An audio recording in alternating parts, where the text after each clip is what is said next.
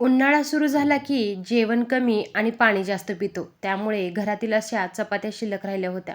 मग म्हटलं चला याचे लाडूच करूया. मग त्यासाठी काय केलं, चपात्या अशा चुरून मिक्सरच्या भांड्यामध्ये टाकल्या आणि त्यामध्ये बघा भरपूर असा गूळ आणि भरपूर असं तूप घालून त्याचे असे छान असे लाडू तयार केले.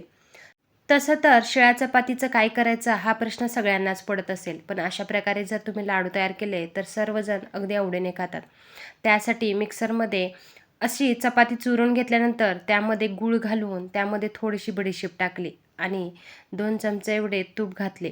जेवढं आपण तूप घालू ना तेवढा लाडू खायला हा छान होतो. आणि बघा मिक्सरमध्ये असे 2 गिरके मारून घेतले आणि ते सर्व एका ताटामध्ये काढून घेतलं आणि त्याचे छान असे लाडू तयार करून घेतले. असे लाडू खायलाही खूप छान लागतात आणि शरीरासाठी पौष्टिक असतात. तुम्ही कधी असे चपातीचे लाडू खाल्लेत का ते कमेंटमध्ये नक्की सांगा.